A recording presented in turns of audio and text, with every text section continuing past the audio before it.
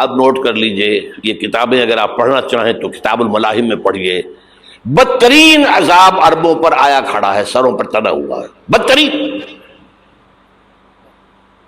ایسی جنگ ہونی ہے الملحمۃ العظمیٰ، جس کو کہ میں بھی آپ کو گواہی پیش کر دوں گا، جسے کہا گیا دی لاسٹ کروسیڈ. بش نے بھی کروسیڈ کا لفظ بول دیا تھا، پھر واپس لیا اس نے. نکل جاتی ہے جس کے منہ سے سچی بات مستی میں. فقیہ مصلحت بین سے اور ہندے بادہ خار اچھا، کروسیڈ کہہ کر پھر واپس لیا. یہ کروسیڈ، اس کے اوپر جس قدر نقصان ہونا ہے عربوں کا. گریٹر اسرائیل بنے گا، یہ عراق، شام، اردن، سعودی عرب کا کچھ شمالی علاقہ، ترکی کا جنوبی علاقہ، مصر کا صحرائے سینا، اور اس کے ساتھ ہی جو بہترین اس کا زرخیز ترین علاقہ ڈیلٹا آف نائل، یہ سب یہودیوں کے قبضے میں جائیں گے. اس کو حدیث میں کہا گیا الملحمۃ العظمیٰ. عیسائی 80 علم لے کر ہے مسلمانوں تم پر حملہ آور ہوں گے، اور ہر علم کے نیچے 12,000 فوج ہوگی، 9.5 لاکھ فوج. یہ نیٹو کی تیاری کس کے لیے ہو رہی ہے؟ جب یو ایس ایس آر کا خاتمہ ہوا تو پوچھا گیا تھا نیٹو چیف سے، اب کس لیے؟ تمہارا وہ دشمن تو ختم ہو گیا، اب ہمیں اسلامک فنڈامنٹلزم سے نمٹنا ہے. وہ جانتے ہیں خطرہ یہی ہے، اب اسلام ابھر سکتا ہے. مسلمانوں کے سینوں کے اندر وہ آگ ہے، اوپر خاکستر آ گیا ہے، تم پہ اٹھانا بیٹھنا، یہ اندر تو انگارہ ہے، اوپر سے راکھ ہے، اس سے دھوکہ نہ کھا جانا ان کے دلوں کے اندر. اور بش نے کہا تھا مسلمان چاہتے ہیں کہ ہسپانیہ سے لے کر انڈونیشیا تک نظام خلافت قائم کریں. اور میں حیران ہوا تھا کہ اس کمبخت کو ہسپانیہ کا خیال کیسے آ گیا؟ ہمیں تو کبھی آتا ہی نہیں، اب ہم تو بھول گئے.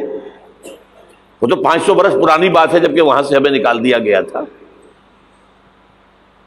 اگرچہ اقبال نے کہا تھا ہے ارض فلسطین پہ یہودی کا اگر حق، ہسپانیہ پر حق نہیں کیوں اہل عرب کا؟ ہسپانیہ میں تو 800 سال حکومت کی مسلمانوں نے، اور ابھی 500 برس ہی گزرے ہیں نا. یہودی تو ارض مقدس سے 2000 سال نکالے گئے. انہیں لا کے آباد کیا گیا، عربوں کے سینے میں خنجر بھونک دیا گیا. وہ چھوٹا سا ملک جو چاہتا کرتا، کوئی پوچھنے والا نہیں. امریکہ جیسے اپنے بیٹے کی حفاظت کرے ویسے کرتا اس کی. اور حضور نے فرمایا ہے وہ جنگ جب ہوگی تو ایک باپ کے اگر 100 بیٹے ہوں گے تو 99 ختم ہو جائیں گے، ایک بچے گا. یہ حدیث ہے، حدیث صحیح. اور آپ نے فرمایا ویل للعرب من شر قد اقترب، عربوں کے لیے ہلاکت ہے، عربوں کے لیے بربادی ہے اس شر سے جو قریب آ چکی ہے. اور آج جس طرح انہوں نے ان کی تہذیب کو اختیار کر لیا ہے، دبئی جا کر دیکھیے، بدترین مغربی معاشرہ جو ہے وہ دبئی کے اندر ہم نے قائم کر کے دکھا دیا. اب سعودی عرب اس راستے پر بڑھ رہا ہے. اور اس کے بعد نمبر 2 پر جو ہے ہم پاکستانی ہیں. لیکن میں اس کے وہ پہلی بات جو کہہ رہا ہوں وہ تو یقینی ہے، اس میں تو احادیث صحیحہ موجود ہے. اگرچہ اس کے بعد پانسا پلٹے گا، پھر حضرت مہدی کا ظہور ہوگا، حضرت عیسیٰ کا نزول ہوگا، اور وہ گریٹر اسرائیل گریٹر گریو یارڈ بنے گا یہودیوں کا. ایک ایک یہودی قتل ہوگا اور دفن ہوگا. یہ بات میں ہونا ہے، میں پہلی بات پرچ کر رہا ہوں. وہ پانسا پلٹے گا جب پلٹے گا. ابھی جو سامنے ہے وہ کیا ہے؟ جس ملحمۃ العظمیٰ کہا حضور نے، جسے آرمگیڈون کہتے ہیں عیسائی. آرمگیڈون کی اگر کہیں جا کر آپ دیکھیں گے، آپ ڈکشنری میں مانی تو کیا لکھا ہے؟ A very big war which will be fought between the forces of evil and good before the end of this world. اس دنیا کے خاتمے سے پہلے خیر اور شر کی قوتوں کے درمیان بہت بڑی جنگ ہوگی. ارمجدون اسے کہتے ہیں عربی میں، اور آرمگیڈون اسے کہتے ہیں انگریزی کے اندر. اور یہ بائبل کی آخری کتاب کے اندر ہے، جو اس میں کہ مکاشفات یوحنا، ریولیشنز آف سینٹ جان. یہ تو میں کہہ رہا ہوں یقین کے ساتھ، اور زیادہ دور نہیں ہے، آیا چاہتا ہوں. اس لیے کہ یہودیوں کا اور عیسائی جو کنزرویٹوز ہیں، نیو کنزرویٹوز، ان کا 5 نکاتی ایجنڈا ہے متفق علیہ، جس کے تحت کہ یہ جنگ صلیبی شروع کی گئی ہے. وہ سن لیجئے آپ. آرمیگیڈون نمبر 1، گریٹر اسرائیل قائم ہو جانا اس کے نتیجے میں نمبر 2، مسجد اقصی اور قبۃ الصخرہ کو گرانا نمبر 3، وہاں تھرڈ ٹیمپل، وہ مسجد جو حضرت سلیمان نے بنائی تھی 1000 قبل مسیح میں، پھر برباد کی تھی نبوکدنضر نے، دوبارہ بنائی گئی، پھر دوبارہ ختم ہوئی 70 عیسوی اب تک گری پڑی ہے. ان کا خانہ کعبہ گرا ہوا ہے 70 عیسوی سے لے کر آج تک. ایک دیوار ہے ویلنگ وال، جہاں جاتے ہیں، روتے ہیں، پیٹتے ہیں، ماتم کرتے ہیں، وہاں وہ بنے گا تھرڈ ٹیمپل. اور نمبر 4، اس میں لا کر رکھا جائے گا تخت حضرت داؤد کا. یہ تخت کہاں ہے اس وقت؟ یہ لندن شریف کے اندر، جو ان کی پارلیمنٹ کا جو چرچ ہے، ویسٹ منسٹر ایبے، اس میں رکھا ہوا ہے. ایک پتھر تھا جس پر بٹھا کر حضرت داؤد کی تاج پوشی ہوئی، پھر حضرت سلیمان کی ہوئی، پھر وہ پتھر رکھ دیا گیا جب حضرت سلیمان نے بنایا ہیکل مسجد اقصی، وہاں رہا وہ. ہر بادشاہ جو تھا یہودی اسی کے اوپر بٹھا کر اس کی تاج پوشی ہوتی تھی. سن 70 میں ٹائٹس نے گرایا اسے، ہیکل کو، وہ پتھر لے گیا، وہاں سے روم گیا، روم سے آئرلینڈ گیا، آئرلینڈ سے اسکاٹ لینڈ آیا، اسکاٹ لینڈ سے انگلینڈ آیا، اور اب وہ رکھا ہوا ہے 14ویں صدی عیسوی سے آج تک. وہ ویسٹ منسٹر ایبے میں رکھا ہوا، ایک کرسی کی سیٹ میں اسے بنا دیا گیا ہے تخت کی شکل میں. اب انگریزوں میں کوئی ملکہ ہو، کوئی بادشاہ ہو جس کی بھی تاج پوشی ہونی اس میں ہوتی. یہ لا کر رکھا جائے گا تھرڈ ٹیمپل میں، اور اس پر یہودیوں کے خیال کے مطابق ان کا مسیحا آئے گا جو مسیح دجال ہوگا. عیسائیوں کے خیال کے مطابق حضرت عیسیٰ آئیں گے، وہ ہمارا بھی خیال ہے حضرت عیسیٰ آئیں گے علیہ السلام. بہرحال یہ تو بات کی باتیں ہیں نا. اس وقت جو میں عرض کر رہا ہوں، عربوں پر بہت بڑا عذاب، اور پاکستان کا معاملہ البتہ یہ ہے، میں یقین سے نہیں کہہ سکتا. ہینگنگ ان دی بیلنس، ہو سکتا ہے اللہ تعالیٰ ہم پر رحم فرمائے، ہو سکتا ہے، اگرچہ اس کی کچھ شرائط ہوں گی. چمن کے مالک اگر بنا لیں موافق اپنا شعار، اب بھی چمن میں آ سکتی ہے پلٹ کر چمن سے روٹھی بہار، اب بھی ہو سکتی ہے. اور یہ بھی ہو سکتا ہے کہ اللہ تعالیٰ نے معجزانہ طور پر ہمیں ملک دیا، ہم نے اللہ سے بدعہدی کی، وعدہ خلافی کی، غداری کی، لہذا سزا دی جائے اور ہم سے یہ ملک چھین لیا جائے. It's just possible. دور نہ سمجھے اسے، انہونی بات نہ سمجھے. جو گھیراؤ ہو رہا ہے آپ کا، آپ کے مغرب میں نیٹو فورسز اور مشرق میں بھارتی فورسز گدھوں کی طرح بیٹھے ہوئے انتظار کر رہے ہیں پاکستان اور ڈسٹیبلائز ہو جائے، یہاں اور بدامنی ہو جائے. اب لاہور میں پھر آج دھماکے ہو گئے ہیں. 2 دن پہلے کا دھماکہ میں سہ کے آیا ہوا ہوں، آپ کے سامنے بیٹھا ہوں. وہ جانیں بچی ہیں، جو ہماری اکیڈمی کا حشر ہوا وہ میں آپ کو نہیں بتا سکتا. یہ سارا کیوں ہو رہا ہے؟ تاکہ یہاں بدامنی ہو جائے اور ہمیں جواز مل جائے. مغرب سے نیٹو فورسز داخل ہو جائیں، مشرق سے بھارتی فورسز آ جائیں، اور ہمارے ایٹمی دانت توڑ کر اور پھر ہمیں بھارت کے سامنے ڈال دیا جائے. نو ڈو ایز یو لائک. یہ ان کا نقشہ ہے. ہوگا کیا وہ اللہ جانتا ہے، ہوگا وہ جو اللہ چاہے. لیکن اللہ کا چاہنا جو ہے وہ کس پر منحصر ہے؟ یہاں انقلاب برپا کرو، یہاں اسلام لاؤ. اگر دھندوں میں لگے رہو گے تو وہ خود بخود نہیں آ جائے گا انقلاب. صحابہ نے جانیں دی تھی، کتنی تکلیفیں اٹھائی تھی. 12 برس تک مکی دور کے اندر با نشہ درویشی در ساز و دمادم زن، جو پختہ شبی خدرا بر سلطنت جم زن. یوم طائف یاد ہے جو حضرت عائشہ فرماتی ہے کہ میں نے پوچھا تھا حضور سے کہ یوم احد سے زیادہ سختی بھی آپ پر کبھی آئی؟ یوم احد پر کیا ہوا تھا؟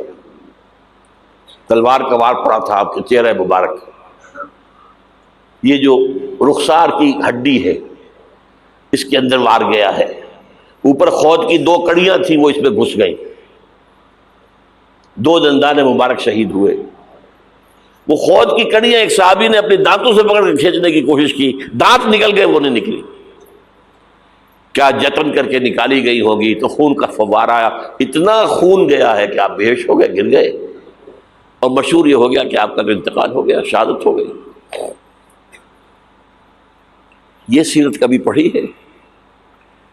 حضرت عائشہ کے ہوش کا تو یہی دور تھا نا، یوم طائف میں تو آپ کی کیا تھی، بچی تھی، انہیں کیا پتا کیا ہو رہا ہے حضور کے ساتھ۔ 3 دن تک حضور مکے کی گلیاں اور وہاں کے اوباش لوگ پتھراؤ کر رہے گئے تھے اس امید میں کہ شاید وہاں کا کوئی سردار ایمان لے آئے، تو یہاں تو ابو طالب بھی فوت ہو گئے، یہی دنیاوی سہارا تھا، خاندانی سہارا تھا ابو طالب کے ذریعے، اور گھر میں ایک دلجوئی کرنے والی رفیقہ حیات تھی، وہ بھی، ان کا بھی انتقال ہو گیا۔ آپ نے کہا یہ عام الحزن ہے، اب تو سب کو طے ہو گیا قریش کو کہ اب جیسے قتل کر دو ان کو، اسی لیے آپ گئے طائف، شاید وہاں کا کوئی بڑا سردار مانے، ایمان لے آئے مجھ پر، تو میں اپنا مرکز ادھر شفٹ کر دوں۔ تینوں سے ملے ہیں، تینوں نے وہ جواب دیے ہیں، نکل جاؤ یہاں سے، میں تمہارے ساتھ بات بھی کرنے کو تیار نہیں۔ اچھا تمہارے سوا کوئی نہیں ملا تھا اللہ کو نبی بنا کر بھیجنے کے لیے؟ دیکھو جاؤ، میں بات نہیں کرنا چاہتا، ہو سکتا ہے میں بے عزتی کر بیٹھوں، اور واقعی تم اللہ کے نبی ہو تو میں مارا جاؤں گا، جاؤ جاؤ جاؤ۔ یہ سلوک محبت کے ساتھ ہوا ہے۔ اور پھر چھوکروں کو، اسٹریٹ ارچنز جنہیں آپ کہتے ہیں، اشارہ کیا تھا خبر لو ان کی، پتھراؤ ہو رہا ہے، ساتھ کوئی ہے ہی نہیں، ایک آدمی صرف، زید ابن حارثہ۔ اب سامنے سے پتھر آ رہے ہیں تو حضرت زید آگے آ جاتے ہیں، ڈھال بنتے ہیں، مجھے لے کے پتھر حضور کو رہے، آپ پیچھے سے آ رہے ہیں، چاروں طرف سے تو ڈھال نہیں بن سکتا ایک شخص، جسم لہو لہان، خون جا کر جوتیوں میں جم گیا ہے، جوتی اتر نہیں۔ پھر وہاں سے واپسی پر جو دعا مانگی ہے، اللہم الیک اشکو ضعف قوتی وقلت حیلتی وہوانی علی الناس، اے اللہ تیری جناب میں فریاد لے کر آیا ہوں اپنی قوت کی کمی کا، اپنے وسائل کی کمی کا، اور جو ذلت و خواری ہو رہی ہے لوگوں کے سامنے، الا ملتقننی، مجھے کس کے حوالے کر دیا ہے، الا بعیدی یتجہمنی، یہ میرے اوپر ہجوم کر کے آ جائے، حملہ کریں، اور عدو من لگتا امرے، یہ دشمن کے حوالے میرا معاملہ کیا، جو چاہے کر دے وہ۔ لیکن پھر عبدیت غالب آتی ہے، ان لم یکن علی غضبک فلا ابالی، اللہ اگر تو ناراض نہیں ہے تو مجھے کوئی پرواہ نہیں، سر تخظیم خم ہے جو مزاج یار میں آئے، مجھے اندیشہ یہ ہے کہ تو ناراض تو نہیں ہو گیا۔ یہ تکلیفیں جھیلی ہے، سینکڑوں صحابہ نے جانوں کا نذرانہ پیش کیا ہے، احزاب کی جنگ میں فاقوں پر فاقے ہو رہے تھے، اور ان فاقوں کی حالت میں خندق کھودنے کا حکم ملا ہے، لوگوں کی کمریں دوہری ہو رہی ہیں، پتھر باندھے ہیں اپنے پیٹوں سے، اپنے چادروں کے ساتھ کس کر قبر دوہری نہ ہو جائے۔ اور جب صحابہ کدالیں چلا رہے ہیں تو کیا کہہ رہے ہیں؟ نحن الذین بایعوا محمدا علی الجہاد ما بقینا ابدا، اللہم لا عیش الا عیش الاخرہ۔ صحابہ کہتے تھے ہم وہ لوگ ہیں جنہوں نے محمد سے بیعت کی ہے کہ جہاد کرتے رہیں گے جب تک جان میں جان نکل جائے تو بات، اور جان ہے، چاہے ابھی بھوک سے کمر دوڑی ہوئی جا رہی، جان تو ہے۔ اور ایک دفعہ کہتے تھے اللہم لا عیش الا عیش الاخرہ، اللہ عیش زندگی تو آخرت کی زندگی ہے۔ اور حضور فرماتے تھے، حضور کے بیٹھے ہوئے نہیں تھے گاؤں تکیا لگا کر، پتھر اٹھا اٹھا کر خندق میں سے لے جا کر باہر پھینک رہے تھے، جب صحابہ کہتے ہیں اللہم لا عیش الا عیش الآخرہ، حضور فرما رہے ہیں فاغفر الانصار والمہاجرہ، اے اللہ ان انصار اور مہاجرین کی مغفرت فرما دے۔ پھر حضور کی خدمت میں کچھ لوگ آئے، حضور اب یہ فاقہ ناقابل برداشت ہو گیا، دیکھیے ہم نے یہ پتھر باندھے ہوئے اپنے پیٹوں کے ساتھ۔ حضور نے کرتا اٹھا کر دکھایا، وہاں 2 پتھر باندھے ہوئے۔ یہ ہے سیرت النبی۔ آپ کس چیز کو سیرت النبی سمجھتے ہیں؟ بہرحال اس موضوع پر میری ایک کتاب ہے منہج انقلاب نبوی، کہ انقلاب کیسے آیا تھا۔ اگر دل میں ذرا بھی آرزو پیدا ہو گئی ہو کہ اللہ قبول کر لے مجھے قبول کر لے اس کام کے لیے، تو وہ کتاب آپ کے لیے مسٹ ہوگی، اس کا پڑھنا۔ هي الحلقات تحفظني بآيات من القرآن، هي الحلقات تملأني بحب المصطفى العدنان، هي